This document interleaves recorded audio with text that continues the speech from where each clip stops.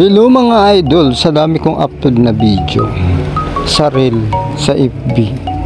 Ito naging ano ko sa naging 0.00 pa rin, wala pa rin pagbabago yung ano ko. Kaya ang tagal ko na nag-vlog dito sa reel, sa Facebook mga idol, wala talaga. Mga original, tapos may naalwa din naman na hindi original siya mga idol.